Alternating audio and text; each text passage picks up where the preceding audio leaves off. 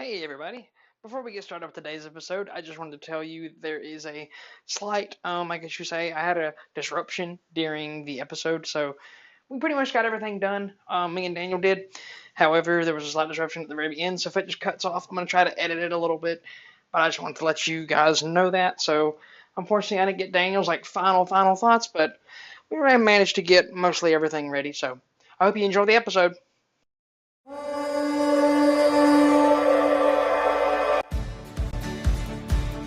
My name is Charlie Banks, and I'm a 16-year-old kid who started the Young Minds podcast to spread the word of God.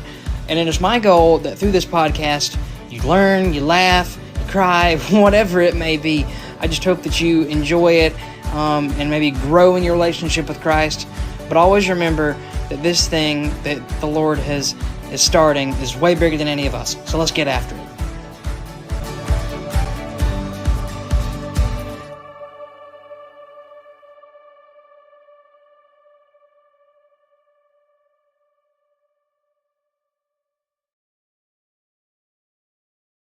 All right, welcome to the podcast, man. How's it going? Introduce yourself. Doing good. My name is Daniel Holocombe. I am the intern / worship intern / guitar player extraordinaire / resident fun guy at Northside Baptist Church. That you are. Yes, you are.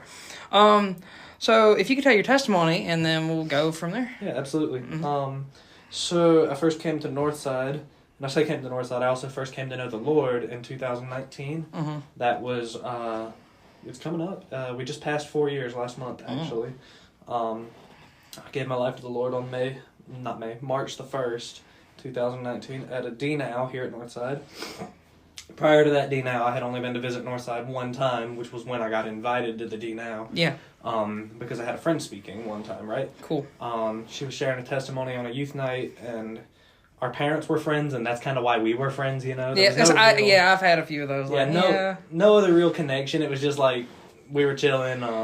Our parents were like that, like super tight. So I came. Before that, I had been going to a church, but there was no life change. There was no gospel being preached. It was just basically a glorified social hangout. Mm-hmm. So I came to Northside, and it was super welcoming. Oh yeah. I've been so it's coming up on a year for me, right? Yeah. I mean, coming in here and you're like, oh my gosh, this is so different from what people describe what a church to be and things like that. Like that's one thing I want to convey with all these episodes with everybody here at Northside, right? Is there's something different about Northside compared to other churches. Absolutely. Just from the atmosphere and walking in here. Plus I don't know, I'm just saying, just about everybody, you can pull them aside, even Pastor Robbie, probably one of the busiest people in this church, take time and have a conversation with you. I mean, we Absolutely. had, I've interviewed him. He was the first person I interviewed here, and to take that time, and, everybody to come and take their time and just, with me, has just been awesome. It's fantastic. Oh, It's unlike anything I've ever seen. I mean, it really is. And I've been to churches around town. I went to a Catholic school, so there's a church there. I'd been to the one I was at before Northside. I visited plenty of places, and no one really I never got past the new guy phase. Nobody ever really wanted to take that time to go deeper, to really connect, which I'm not resentful of. I don't think, it's whatever. The Lord planned for me to be here. Obviously, I can't complain at all. I mean, we love having you here. I love being here. But, that experience was just I remember the first, because I came on, what was it, Palm Sunday, which we just had that, and Baines invited me to it, or no, it was because my grandma, she had been going, and then we figured out, oh, Baines goes here, perfect. Yeah. We'll just go sit with you, whatever. Works and then out. One thing that he did, which I recommend for anybody, is he followed up afterwards. He was like, well, thank you for coming. It was great having you here. It was something for him, I think, that was nice, because I don't know if he had many people, friends here that he knew or whatnot. Mm-hmm. So, I started coming, and then, the rest is history now. So you kind of touched on how you came to Northside, but what got you interested in playing the guitar? So that's something that goes back a long time ago. I bet it did, yeah. So I was 11 years old when I first picked up a guitar, but before that, for my 10th birthday, I begged my parents to take me to the music store to get me a drum set. Really? I wanted to be a drummer. I wanted to be the best drummer in the world, actually, like every little 10-year-old does. And so my parents finally caved, bought me a drum set, and about a month later they took it away because it was so loud. Really? Oh my gosh. It probably doesn't help that I wasn't very good either, but it was also just, imagine... you already know how unhinged I am now. Imagine me when I was 10 years old running around with a pair of drumsticks. Just hitting everything in your path, not just the drum sets. No, knocking lamps off the walls, busting windows, you can imagine. Yeah. My parents realized why that was a mistake. So they sold my drum set and gave me the money because it was my birthday gift. Yeah. And we had a guitar at the house, and my parents said, well, why don't you try this? Mm-hmm. We already have it. We'll pay for you to get lessons. Just try to get that creativity out.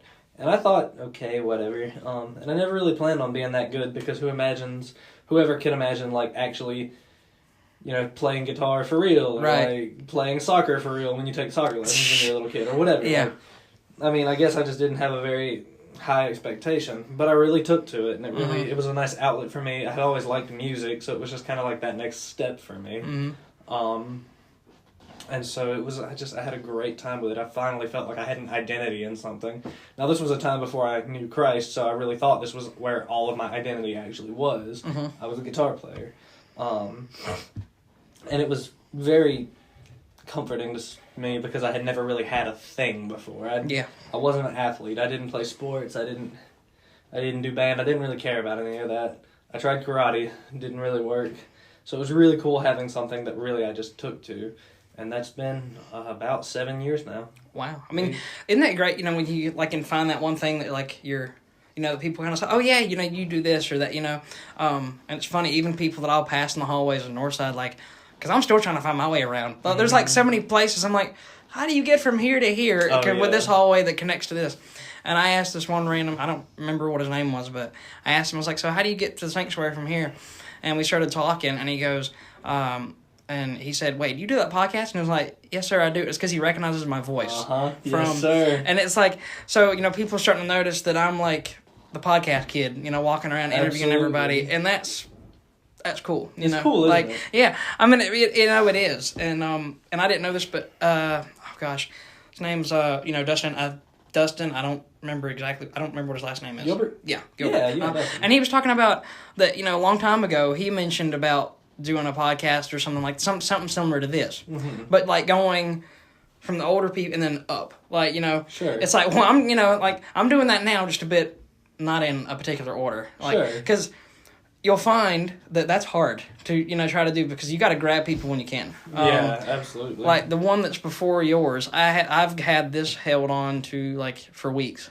Because he was like, can I do it? And I was like, yeah, sure, come on. I don't know when I'm going to get you again, so just come on, And that was one of the best ones, I would say. Sure. It's ones that aren't on the schedule, because that was the first one I had not had on the schedule or whatnot, or thought about. Sure. And he goes, yeah, I got to start it. And then he said to me afterwards, he's like, yeah, I dreamed about being on. I'm like, you what now?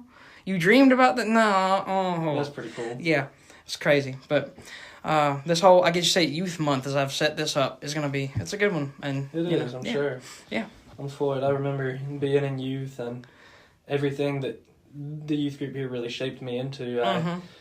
I was really poured into. I was really everything that made me who I am. I think came out of that youth group. Yeah. All of my major friends, everybody that I really connected with, that I feel like I'm going to be connecting with for the rest of my life, came out of that youth group. So it's very, very special organization. Is that the right word? I don't know. Well, I guess maybe group of people. I don't know. I think one thing that the listeners of this podcast are going to realize real quick is that I'm not very articulate. It's okay. It's okay. I like to wave my hands around and say, you get the idea. Yeah, it's I don't know, but you just get the idea. You get it. You understand. Yeah. But one thing that I was curious about, so you talked about, how was the being, an intern, how did that, happen? What was the process? So, becoming an intern really... who did you mentor? I'm assuming Pastor Jeff, but... Yes, Pastor Jeff is my mentor, and before I really get into it, I just want to say he's the best in the world. He's worked with me, he's patient with me, and he teaches me. I don't do busy work. I don't get his coffee and make copies. I'm doing ministry, and that's a wonderful thing. It's a wonderful opportunity. But getting this internship goes back to, once again, May of 2019. Mm-hmm. You pretty much really started it once you got here, didn't you? Kind of. Kinda. I mean, I was always around. Yeah. It wasn't really an internship until this past summer, but I was always around. Yeah. I realized I was called to ministry in May, and I really didn't know what kind. I was wrestling. I was thinking youth ministry for the longest time. Our youth pastor at the time was a very prominent influence on my life, and so I wanted to be a youth pastor because, you always want to be your heroes, right? Right. But I prayed about it more and more, and I sought the Lord, and I sought His guidance. And finally, I had a piece about worship ministry, which I think now just kind of makes sense. Yeah. But at the time, that was like a really shocking revelation to It's like, me. wait a minute, what? Yeah. No. And so I started coming up on days I had off school. During COVID, school was virtual.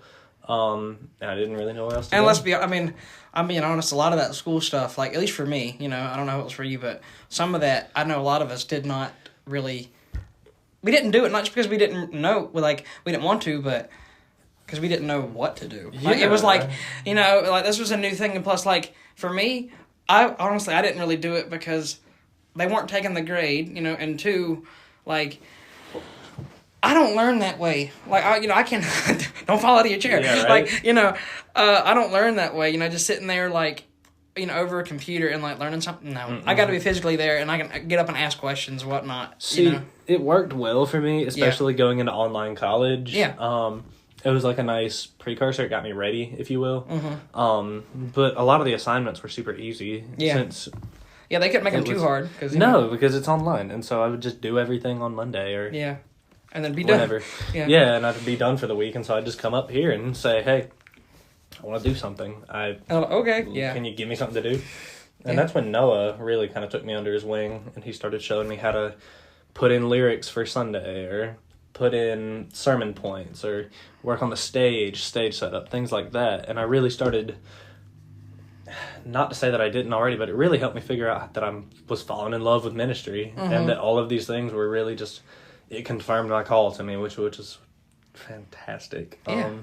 I loved it. It was a fantastic opportunity, and so I just kept coming up, and there was the option to go back to school in person, and I didn't take it because I loved what I was doing here. Yeah. And so I stayed virtual and did all school online, and I kept coming up here. So Pastor Jeff was just racking up the internships. Yeah, right. Because, Noah was through him, and then you were too. Yeah. And so we just kept working, and finally,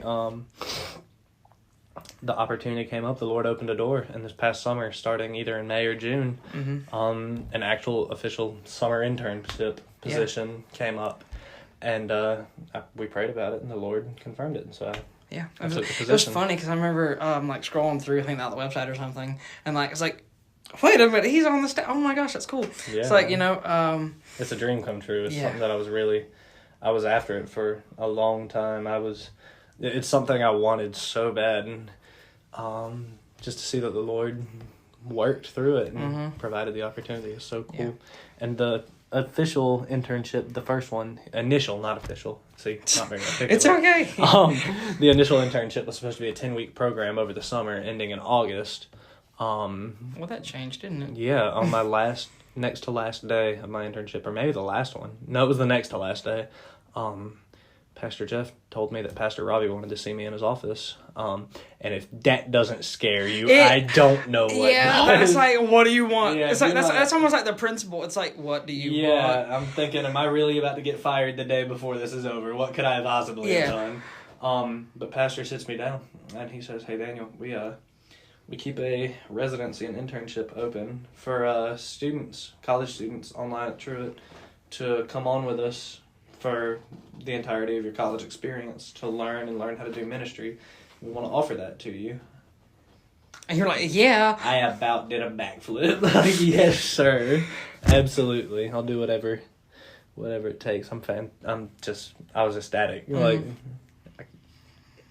yeah. I mean, it's so good. I'm still speechless. I know, like, that's awesome, man. I mean, and I couldn't imagine what you were probably thinking. You're like, oh my gosh, what is it like? What does Pastor Robbie need me to go into his office for? Yeah, I thought I was in trouble. I mean, but then again, it was the second to last day. Like, what was he gonna? It's like I'm gonna go to your college and tell everybody how, like, a quote unquote bad job you're doing. No, like, he wasn't. But it was fantastic. Yeah, that's awesome. Pastor Robbie has also been a fantastic mentor. I know I work more closely with Pastor Jeff, but Pastor Robbie has just provided opportunity after opportunity, and I'm so grateful to him. Oh, yeah, and he's even provided me with opportunities, like, as well. You know, he mentioned, like, hey, you should interview this person, that person, and whatnot. And then he brought some, and I'm still working on it because it's I guess you could say, a pretty big, like, thing when it comes to this podcast, right? Sure. He was like, we should do an episode, because I wanted to do all solo episodes first, and then, you know, maybe bring them back on or something. He was like, we should do an episode with, like, all the 4 pastors you've interviewed, including myself. And I was like, at first I was thinking, hey, wait, you're crazy. What? Yeah. Like, that's a pretty big, you know, like, task. But I'm slowly working on it, like, questions and things like that. Sure. And one thing that Pastor Josh mentioned, he was like, you should do, like, a survey thing, and, like, ask people who even aren't saved or whatnot, see what their questions are, and maybe we can answer them. That'd be cool. And I'm like, that's a good way to look at it, because I don't know how I want to come up with all those questions. The staff here has a very admirable and very important conviction to invest in the youth and the next generation. I mean, Noah preached on it however many weeks ago.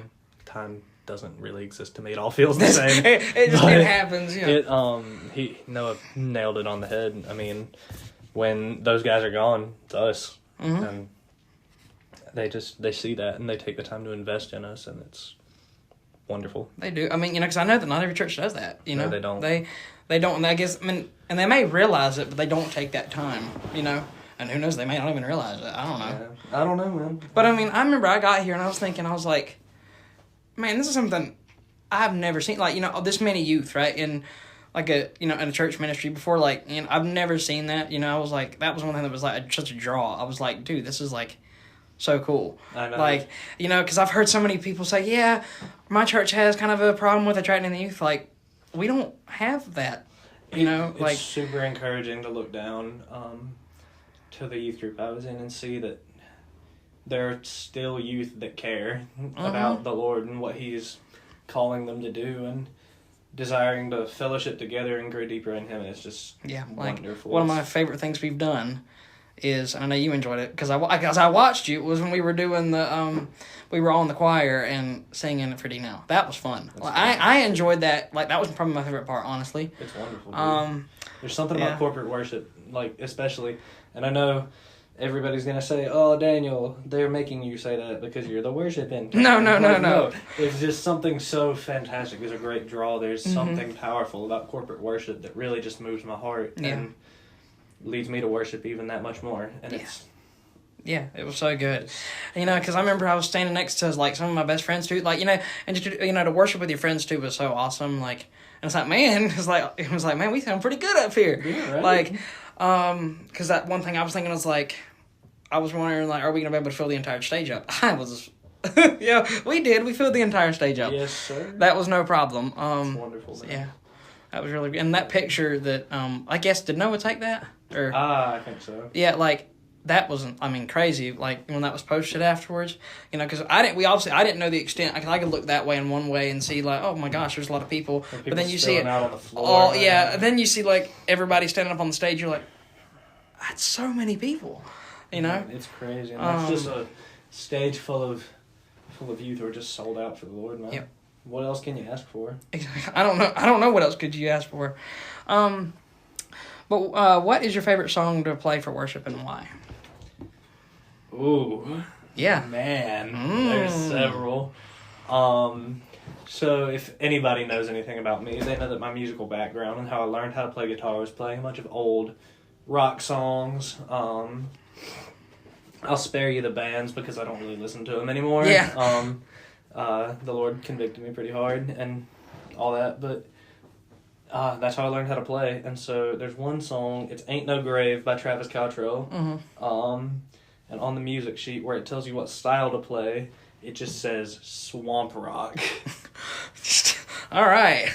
That's my song. I love that one. Other than that, there's one that we're getting ready to play for Easter called To Thee Be the Glory. It's a newer song for us.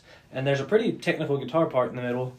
And it challenged me that I had to learn, like, note for note the guitar part. And this may come off arrogant, I don't mean for it to, but I can typically figure that kind of thing out. Yeah. Typically, church music, I can figure it out pretty quickly. But that song, I had to chew on it and struggle with it. It's funny, you were going right into the next question. I don't even got to ask it. Yeah. Yeah, church music, it just like, it's not that it's easy, it's just that I've been playing it for so long. You've been playing it for so long. You get kind of accustomed to it. So this Yeah. song really just threw me a curveball. Yeah. It's in a weird time signature. The keys are different. The words move so fast. And then there's this crazy guitar solo in the middle that moves like 1,000,000 notes per second in the weirdest position possible. Yeah. And I had to learn it. And it wasn't a thing like, if you don't get it, it's okay, someone else will get it. When you're the last line of defense, man, you gotta get it. Yeah, and you gotta get it. It was really fun having to really push myself to open a different perspective of guitar playing into this realm that is typically just, 4 chords and a synthesizer. Mm-hmm. I mean, because, like, I know, like, we do, I mean, I'm not going to say the same songs, because, I mean, there's been always ones that I'm like, I haven't heard that before, Sure. But, after a while, you kind of get it, because, like, you're sure. like, They come back around. They come back around, yeah.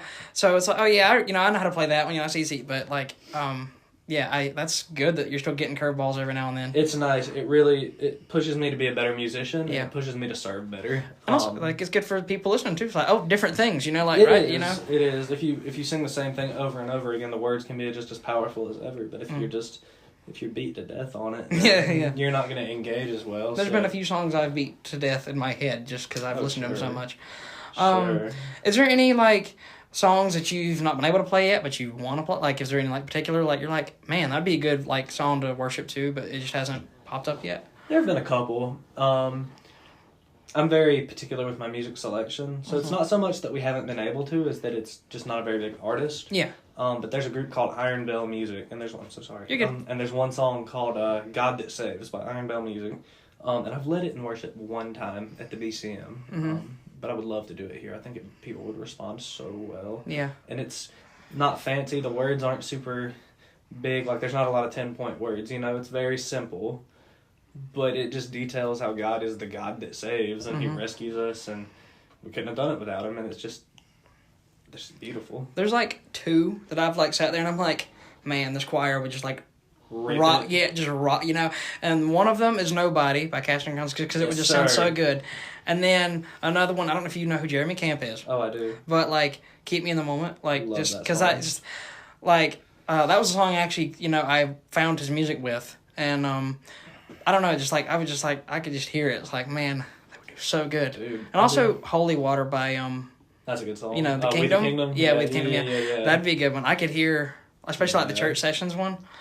That'd be a fun one. That'd be a fun one. My favorite Jeremy Camp song is Overcome. I don't know if you know. I don't know if I might need to go listen to that one. You should. It's my favorite. It's my favorite Jeremy Camp song. It's one of my favorite worship songs, period. He's got a bunch of good ones. Like I said, I became a believer when I was 14, but before that, I still thought I was a Christian or whatever because I did a bunch of cool stuff or whatever. And you were like a good kid? It was like yeah. Like, my parents brought me up in and out of church, but I thought, I didn't need church. I was a cool kid, whatever. Yeah. Like, I was good. I prayed. Yeah. But the one thing that stuck with me was that song, Overcome by Jeremy Camp. I love it. Yeah, Still it's do. so good. Yeah, I mean, have you, like, they did a movie on his life in, like, have you watched that? That was hard, dude. It's a hard watch. I had to walk out. Yeah, that, because, and me and my mom, we did the dumb thing of watching I Can Only Imagine and that in the same night. Oh. Like, I don't know why. I know why, because we were going to go watch Jesus Revolution, like, that was a good movie. Like, yes, it was. Like the day after, because they're made by the same studios and things like that. So we're like, so how do they make movies? Let's see how they do them. But, like, I don't know why we did that, because they're 2 totally different tone shifts. Like, sure, they're about some maybe similar stuff, but, like, I would say, like, dang, Jeremy Camp's story is just, like... I couldn't finish the Jeremy Camp movie. It's... It was very, very well made, and his story is very powerful. I mean, you think, like, man, that, a person went through that, like, a real person, and he's up here, I think he's on tour right now, maybe he just got done, but, like, doing tours, going, and, like, and sharing his love for the gospel, but, I mean, all that happened to him, and yet, so, I mean, I know you didn't finish it, but, I mean, do you know the full story and, like, complete, like, how he met his wife and all that, like his one he has now. That's crazy that his one that passed on. I'm sorry if you haven't seen the movie, but like it's been out long enough. The one that passed on, her story allowed him to meet another person. Like, it's crazy. Wild. That's wild, you know? It's crazy. Yeah. But he's fantastic. Oh, yeah. And he's got, like, he doesn't have, like, I don't want to say, like a real high, his voice is, like, monotone, but he's, like, so powerful with it. It is. He's very, very, very good. His earlier sound, too, is very, what's the word? See, not very articulate. Distinct. There you go. It's very distinct. It sounds, like a lot of earlier modern rock from the time, like, put it side by side, it doesn't sound like corny or anything like that. He just sounds good. Yeah. He's very good. And there was one song that he did, like, what was it called? I Will Follow, right? It was a complete, like, have you listened to that? Yes, it's a complete, like, reverse of what all the songs that I've listened to, at least by him, because it's, like, hard, like, almost hard rock. I'm like, dude. Yeah, that's like, it's so good, but I was like, man, this is, like... and another one my mom loves is Getting Started, if you've listened to that one. Yeah, there's a good one called You're Worthy of My Praise. I need to look at all these, because he has, like, he's been going since the 90s, hasn't he? So, yeah, I need to look at all. The 90s was a time, man. Yeah. Yeah. Other than that, I would love to play any of his songs. But, yeah, and trust me, if you did, I'd be jumping up on stage. I'd be, like, getting up there. We get people stage diving in church. Oh, my gosh. That'd be interesting, I'll tell you that. It'd be a good old time. Yeah. But, other than that, there's some cool Lincoln Brewster stuff that I like. I don't know if you're familiar with him. I'm not, yeah. He's a fantastic guitar player. So obviously I'm going to be biased because I want to play cool guitar parts. Right. He's got some really, really cool stuff. There's one, we play it sometimes. We used to play it a lot back in the day. We don't as much anymore, but it's called Today is the Day. It's got a crazy guitar solo in the middle. It just rips. And, to this day, I still haven't been able to, like, completely tackle it. Really? The technicality and the just ability needed to play that is... I don't know if you've ever seen me do it, but, I've gotten into the habit now to where, like, when it goes to the next song, like in worship, I'll look at the board that y'all are looking at back there and see if I recognize, like, one of the words. I'm like, oop, I know that, or I don't know that. Yeah. It's like, that, like... Not everybody does it, but I'll do it. It's like, let's see if I know what the next song is. Oh, I do. Yay. Yeah, man. But, I know we always have, like, oh, gosh, what was the name of the song? His Name Written Down in Glory. When we did that was so fun. Brother. Like, oh, my gosh, that was so fun. Man, that's a fun one. Like, and I know we need to do that again, I hope, sometime soon, because that was fun. That's a fan favorite. Plus, they added the sax was added in, right? Yeah, that's Elijah. He's new. He ain't been here long. Yeah. Well, I guess it's been a couple of months now. I take that back. I know. Time flies, huh? It does. I mean, hey, I've been here for almost a year now already. But Elijah, he's a fantastic musician. Came and joined us, and he rocked it. I mean, what that turned into. Yeah, I mean, everybody was like, I mean, they were really enjoying it. It was so funny. I don't know what the guy's name is, but my mom said that she went and talked to him the other day. It's that one guy that stands up at the very top, and he's all into it all the time. It's like, probably Devon. Yeah. And it was funny because she was like, they don't want me up on that stage because I'll be just like him if I'm up there. It's like, no, they would want you up there if you're like awesome. That. I love our choir. Yeah. They're always so involved and invested in worship, and I appreciate that our church isn't. They don't shame people expressing themselves in worship. No, I mean, like you see, we have the family that like gets up and almost like just dances the whole time in the honestly, back row. Yeah, I love it. I'd do a backflip up there if I could. Yeah, just because... I mean, there's probably a couple times where like I'm probably almost like screaming at the top of my lungs because like I'm like yeah, well, like but hey, Pastor Robbie says it best. He got saved and he just never got over it, and I don't think any of us ever should. Yeah, I mean, and if it's I don't know, I don't have enough words. I know it's just amazing, isn't it? Like and it's fantastic. And I will say this, like every time, like so. Like on maybe like a Wednesday, right? So like the middle of the week, like sometimes maybe school wasn't my it wasn't my day at school or whatever, right? But like coming to Northside, whatever. Because I won't lie, I get into some funky moods like when it's not been my day at school or whatever. My mom she can obviously notice that. 'Cause she's like, because I was actually getting questions ready for something else, and she said, what's one thing you think I could improve, since like you've seen in this year? It's like, she's like, your attitude. I'm like, ha ha. Man. But like, she was funny about it, and I said, but every time I go to Northside, like on a Wednesday, Sunday, whatever, I just perk up. And it's partly because, the atmosphere, the people really make a big difference, too. It does.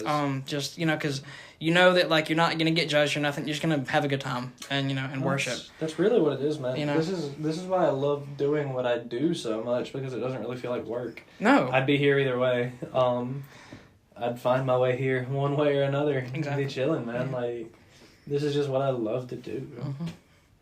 You do a good job at it, just like I said. You do. Oh, praise God. Seriously, I remember, I didn't even know who you were. I remember I pointed out to Baines, I was like, man, he's like good. He is enjoying himself up there. God, and I think I partly did that because, Baines plays the guitar too. Mm-hmm. And I was like, man, imagine if you could get up there and, do something with that. And, I'm sure, I know that y'all tried to work something out with that. And who knows, it can still happen. Like it will still happen. I haven't forgotten. It's just... Oh, I know. And plus, he's... Trust me, he's busy too with Bible conference. And... Oh gosh, that Bible conference! I could do a whole another episode with somebody on that. Because I don't know if you saw the picture, but I went up there. I'm not the type of person that has ever gone up to the altar before, right? Sure. I did then, after the service. I was like, and I asked Pastor Robbie, could we pray about a certain situation I had going on? And we did. And so, like, there's so much going on. Because, this is after, like, people stand up on the stage. I think Pastor Jeff was standing up there. Mm-hmm. People were leaving the sanctuary, right? And there was just me and Pastor Robbie just at the altar. Just like, and my mom, she was talking to Miss Hannon, and she turns around and sees that I'm, like, praying with Pastor Robbie, and she snaps a picture of it. I'm like, thank you for doing that. And also, and I was like, it's like, I didn't know you did that, but it was just, that was awesome 3 days. And I kept saying, I was like, man, I wish we could do this every day. Like, honestly, I want to do this every day. I do too. It's incredible. You've seen the regular service invitations we've been having these days. Even, just like, I'm in the 9 o'clock service too. So, not, even though it's not as full as the 10:30 still. There's still crazy. People. People get up at 9 o'clock, coming. It's wild, it's man. So good. And it's just... Yeah. It's just crazy when people get serious about God. It is.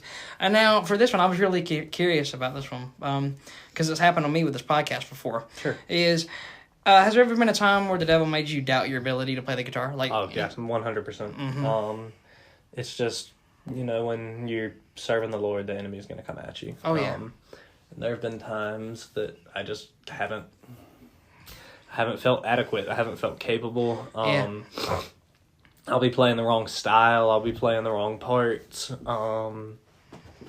And particularly where I struggle is playing in a group with other guitar players. Mm-hmm. Because the style I learned was playing when you're the only guitar player. Yeah. So it's just been, it's hard. And when I do something wrong, the enemy really uses that. And I feel like I'm not adequate to be doing what I'm doing. Mm-hmm. But... feelings are what they are, and your heart's deceitful, and all that. So it's comforting always getting the confirmation from the Lord that I'm where I'm supposed to be, and that I just need to keep working on serving Him. Because, sometimes even like before an interview pops up or whatever, I kind of feel the same thing. I'm like, there's other people, because I'm not the only one that does this, and I know that, There's other people that do these podcasts, and they probably could do it, like, 10 times better than me, And I'm always like, there's, And sometimes what it takes is me interviewing somebody like yourself or whatever. Like, the Lord just allowed me to do that. And it can happen. Even I think so. This would be 25. I think 25 episodes. I'd be like, even then, I'm still sometimes like, there's other people out there. There's that doubt still there sometimes. I've been playing for Northside for 4 years now, mm-hmm. and It doesn't go away. No. It doesn't. You still think that there's people better than you or people more equipped than you, and maybe there are, but I found comfort in having a mentor like Pastor Jeff, mm-hmm. who encourages me, and instead of telling me, hey, you're doing a bad job, you need to fix it, he helps me, and he's like, hey, let's fix this, Yeah. or let's work on this, and he's very encouraging and works on that. But also, the Lord has me doing this for a reason. Mm-hmm. If he wanted somebody else doing it, somebody else would be doing it. Right. And there's a lot of comfort in that, in knowing that the Lord has. I don't know the right word for that. I don't want to say the wrong word, but there's one thing that's key is like if you can find that mentor that you can confide in and not really rely on, but like really confide in, and just like if you need anything, like that is key, because I have one. He's all the way up in Tennessee. I've not actually met him in person, weirdly enough, but we've talked over like podcasts and things like that, and I told him like this is going on, that's going on, and he's like man, like he encourages me in any way possible and tries to help me in any way he can. Instead of just like shooting the idea down or whatever it may be. And I'm thankful for that. It's just like, and that's the crazy part. There's about 6 of us, right? And we're all different places. We're not in the same place. Tennessee, Ohio, Indiana. Like it's crazy to me. And then Miss Hannon put it this way, and it was like I was kind of like, well, when you put it that way, it's a bit shocking. And I was telling her some of the places this podcast has gone to, because it tells me the countries and stuff it's been to. Yeah. And like it was places like Mexico, Canada. It's crazy. And I was like, she was like, you kind of, the Lord's allowed you to have an international ministry. I'm like, no one's ever put it that way, and it's still kind of shocking even after she said it. It is. Well, you think about Northside and all of the countries of people that are viewing our live streams and things like that. It's really it's fantastic the way the Lord uses us. And I don't say that as look how cool Northside is, but it's like look at God, what He's doing, and I should be more thankful that it's happening here. How honored that I am that I get to be even a small part of it. Yeah, exactly. It's fantastic, but having a mentor like that is just something that you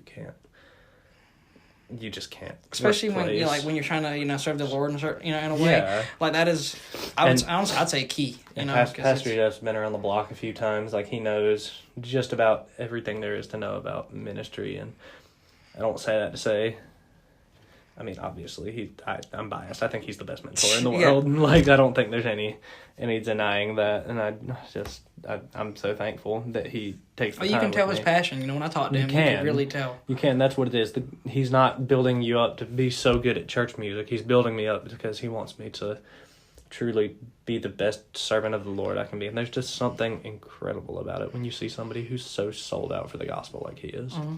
And that shows not just in you, not just in him, but also just the entire choir as well. You can just tell the passion. Like, the way he invests into the worship ministry when it succeeds, it's not because Pastor Jeff wants the choir to succeed. It's because he wants to lead people in worship, and that's exactly what gets done. Mm-hmm.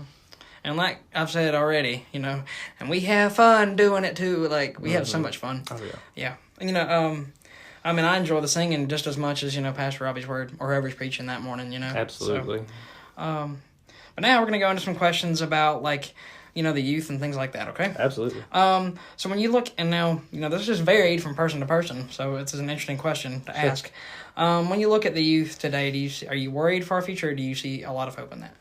I see some hope. Yeah, I do. I think we have a very young youth group right now. For the majority, and while that can be perceived as frightening or worrisome because of a lack of leaders right now,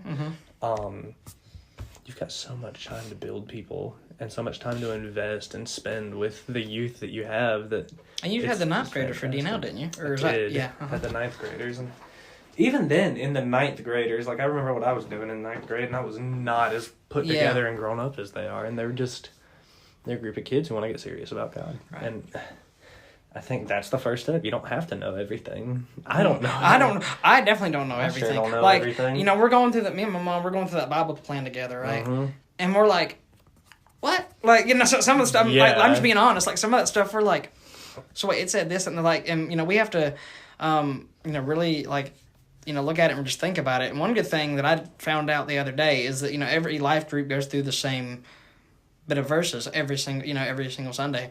So the great thing is, even though she goes more in depth in it, we can both talk about it. Absolutely. And say what we learned from either, in our cases, Mr. Brandon or Mr. Hannon, And let me tell, and like you were saying about how the ninth graders, like, they felt like they're so put together, right? And ready to serve the Lord. Like, that's one thing I can even see in, because I'm like one of the oldest in my life group, But that doesn't matter because they're so awesome to hang around with. Sure, yeah. Like, it doesn't make you, like, because sometimes, like, when you're hanging around, like, really, really young kids, like, you don't know how to, like, handle it, or you don't want to do anything to upset them or whatever. It doesn't matter with them. They're just, like, so chill, and they're, they feel like they're on, your level of, like, maturity, Absolutely. And it's just great to see. It is. I see that, and I see that the youth is just growing and being invested, and you have all these small group leaders who are just dying to mentor these kids. And it's just that extra level of mentorship that they get in life group, but they get that in that small group time. And the worship that y'all have it's great. You have a group of youth who are just... I love the ones in that worship. Yes, too. That's cool to see. They're sold out, and they want to serve God with their worship, and they're taking the time. They're coming on Sundays. They're coming early on Wednesdays. They're putting in the time, and they're fantastic. And I'm so glad that we were able to do, the worship just us for D-Now, though, because I was saying, like, for months before that happened, I was like, man, I wish we could, like, stick a camera in here just, like, maybe one time just to show people, like, this, because, like, there's a lot of people out there in this world that don't have much faith in our youth because of the way certain things are going, right? Sure. Well, like, just to show people, like, this is what can happen, like, and show this is what's going on, because...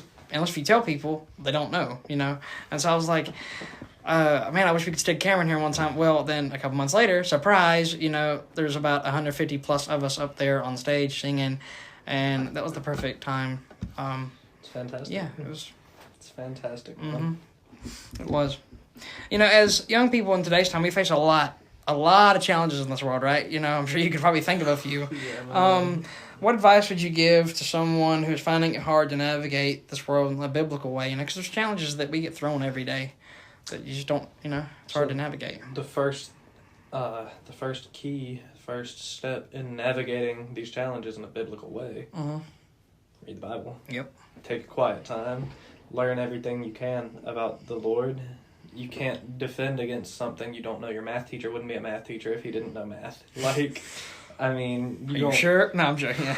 I don't know. I don't know about that nowadays. I had a couple. You wouldn't have a firefighter that doesn't know how to fight fires. Right. Like, you can't defend your faith. You can't walk according to the Word if you don't know the Word.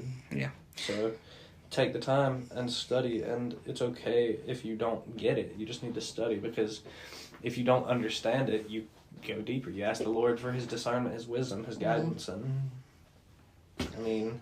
He wants that deeper relationship with you, and it's not for you to figure out all on your own. It's for Him to teach you. Mm-hmm. One thing I'm not, and sometimes it's hard to tell if kids are being genuine these days or not. Because they like to joke around, things like that, whatnot. But there was this one kid in my, it was one of my classes. I think I just said something about, because I was wearing a shirt. Have you ever heard of The Chosen before? Yeah. They have like. The shirts to say, like, 5 loaves and 2 fish, and they had 5,000 at the bottom. I like that because, it's like the only math that I understand, because I'm not great at math. Sure. Yeah.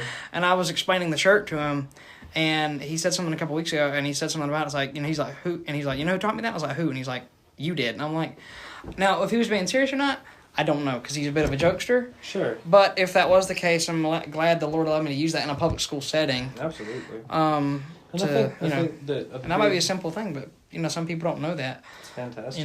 No, it's easy to think of Bible stories like the 5,000 feeding 5,000, Noah's Ark, things like that are so trivial to us because we've heard them a million times. Right. People out there, they don't know them. Yeah, I remember they got no idea. I remember when I first got here, like when I started doing like FCA and stuff, like they were people, because was in FCA before, I started. That's how one of the main reasons why I'm here now, right? Sure. Is I started going to FCA and people, the speaker was like saying like, yeah, you should know this verse, and I'm like, I don't know what that is. Like I have no, and I still do that sometimes. I'm like, I don't know. Like I'm just being honest, that doesn't go away. For me, I am, and this is probably my own downfall, but I'm a big general idea kind of guy. Mm-hmm. So like, I can tell you about that part in the book of Matthew where Jesus did this one thing, but I don't know the scripture reference. Yeah. Or the exact wordage or whatever. I mean, I can paraphrase a lot of things. Sure, yeah, I'm a paraphraser, but I like that you mentioned FCA. FCA, I think, is and that's how we met, too. Tool. It is how we met. Mm-hmm. FCA is a huge tool to reach the public schools. Yeah. people will come for a free donut or whatever. Yeah, and they've changed that now because, like, used to, people would come in the aux gym, and next day we had to move it to the pack room. Really? Yeah, we got to move it into the theater, which was a huge blessing. But unfortunately, people in the pack, like, not in the pack room, but in the aux gym, they were coming in, grabbing something, and leaving. Oh, yeah. But so that stopped that because we can't have food and drink in the PAC. Nice. So what was happening, people would, listen to the worship and listen to the word. We come around and then get the food afterwards and leave, go to class. That's cool. So you have to, if you want to get a biscuit or whatever, you have to sit down and just listen to the word. And, like, I know that sounds like I'm trying to sound like we're forcing you to. We're not. But if you want food, you got to. I'm with you. I think FCA is such a good tool to reach public school, to reach lost kids. Public school is one of the most lost places. Definitely. Gosh. And, I didn't see that too much until, of course, like, I mean, I was real young, so I didn't really notice it. But, like, now, as we've gotten older, I started realizing, like, man, like, even before I was saved and stuff, like, I was like, there's something wrong. Mm-hmm. We're going in a direction I wish we weren't going into or whatever, I'll spare you my horror stories from high school, but I bet there were some interesting ones. Oh, there was something. But just having the gospel available on campus. I was with Landon one time, leading worship at FCA for him. And right before I got started, they said, Daniel, back up. The whole football team's about to come in. It was really? at Valdosta High. And first of all, I don't know if you've ever seen me shake like I did when the entire football team I don't know if I want to. It's scary, but think about it. That's the opportunity to minister to the entire football team. Mm-hmm. And they can spread it, because they know a lot of people. They got a bunch of pull, and so it's just... FCA is fantastic, and I love when I'm invited to be part. And for some strange, maybe it's because my brain wasn't woke up yet. When I shook your hand, for some reason I didn't think that it was that you were the one that was up on stage every time. Man. Like, I think it's because my brain just was not awake yet. I was dude. oh yeah, that is him, isn't it? Oh, 7 a.m. brain is a real thing. Yeah, and apparently I'm not a morning person when it comes to school. I promise you, I'm not a morning person. Period. No. No, definitely not. So, last question I had, and, it's also just, for me as well, because... Sure. So, you're in college right now, right? I am. So, what advice would you give to, 11th and 12th graders, and possibly 10th graders, I don't know, who were looking at colleges and looking at their future? Like, what would you say? I would say that before you do anything, you need to pray and find out what God's will for your college is, which is not always easy. Sometimes you have to wait or whatever. But as a general rule of thumb, I would find out what God's will for your college is, where He wants you, what He wants you to do, and just walk slowly and as closely with Him as you can when you make your decisions. Mm-hmm. Like, if you would ask me what I was doing before the Lord found me, or however you phrase that, before I got saved, if you would ask me what I was doing, if you would have asked me what I was planning on doing, I sure wouldn't tell you that I'm going to online college to be a pastor. And that's not a dig at being a pastor or anything. Nothing wrong with it at all. That's exactly what the Lord wants from me right now, and I know that. But it's just, that just goes to tell you that on my own thoughts and guidance, I wouldn't. Mm-hmm. I mean, look, I wouldn't think I was going to be sitting here, doing this. Do you want to know what my plan was for my life before the Lord called me to ministry? What was it? This is no joke. So if any of my friends or anybody listens to this, I know they're going to make fun of me. Charlie, I wanted to be a rock star. Really? Oh, dude, I wanted you want the long hair? Yeah, man, I wanted the long hair. I wanted to go around the country. I wanted to play in a band, man. You could still do something similar, but... I wanted to make it, but the Lord called me that's awesome. To another direction, which is probably a much more realistic direction. you never know, where He's going to call you to. Like, this was the last thing I expect to be doing, right now. Sure. Going, and especially going through the church and everything and interviewing people. And like I said earlier, it's just funny to, people hear my voice and they'll go... You're the podcast guy. Yeah, it's like, you're the podcast guy, right? And I'm like, yeah, I am. Yeah. And that's so just great to hear that, I don't want to say it's good to have that validation, but... because sure, no, but it's just like, oh, good. It is helping it's people, and it's, I guess also it's encouraging to hear people that are, they're older than you, things like that. It's like it's a good thing. Like, I'm not veering too far one way or whatnot. Absolutely. Absolutely. Because probably in the future, I do want to touch on some things that, like, it might be a bit, ruffle some feathers a little bit. I kind of want to, just because it'd be interesting. And I've kind of dipped my toes in the water a little bit about that. When we talked about the Asbury revival, I'm not gonna say I like lit into. I'm not like a news outlet saying like I lit into this person like they use for their headlines. But, sure. One thing I did say, and me and Miss Hannah talked about it, was, I even had some family members tell me, like, it's kind of, a lot of people were like, they're like, oh my gosh, this could be like a big revival everywhere, and they were like saying like this might be just like curious optimism, as they were saying. But I'm like, look, stop being so investigative, as Pastor Robbie said when we talked about it, and just let the Lord work in it. Like, absolutely, we don't know what's going to happen with this. Like, and I won't lie, I was kind of like, when I was talking about that, I was kind of frustrated, because I was just letting it letting it out, because... Well, I don't blame you. I think because, like, Miss Hannah put it the best way, I think. She said, we need to stop being cannibals and eating each other and just putting each other down. Like, I agree. I think that the last thing that helps anything is discouragement. Mm-hmm. Especially when, like you can get discouraged, but discouraging other people, it's never the answer in anything. No. But yeah, I mean, back to it, not ninth, but high schoolers going into college. If I had any advice for them, other than what I've already said, find, if you go to college off somewhere by yourself, right? Mm-hmm. Which I've known plenty of people to do. One of my best friends, Nathan, he's in Atlanta at Georgia Tech by himself. Didn't go with anyone, and that'd be rough for me to do. But, right. It's hard, but if you go somewhere, you need to find a church, get plugged in, and continue your walk. If you're in Jason Hubbard's Sunday school class, like I am, he'll tell you, or like I was rather. I'm in his Wednesday night. Yeah. Now. Wednesday night, I was in his life group in high school. He'll tell you. 9 out of 10 believers walk away from the faith. Yeah, he told us that. Yeah. Yep. And that that's one thing I'm really for this podcast and things like that. I want to encourage others with that. Please don't do, if you're already in have a relationship with Christ, don't do that. Please don't give it up. Yeah. And that's also something for me too. Like, I don't That's So it's that important. You need to find somewhere, get plugged in, and continue your walk. Mm-hmm. The Lord didn't call you to serve Him and be close to Him till high school is over. It's a lifelong thing, and mm-hmm. the world will try to contort your memory, or not your memory, but your mind, and tell you that you're going to miss out on all this or that, and you're not going to have the real college experience. And sometimes the real college experience is something else. I was going to say, who cares? It's not like, oh my gosh, Yeah, I do not care. No. I do not care if I'm missing out on the worldview of college experience.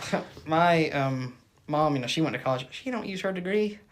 So it's like, I'm just being honest. She don't use it, But I think that the college experience, quote unquote, as the world is called. Even that high school experience too has changed some. Yeah, it's been turned into this almost this embracing of sin and all this other stuff that would be frowned upon if you did it anywhere else. And I don't care. I don't want that. I want to serve God, and that's where He's got me. And I'm living the dream right now. And oh my gosh.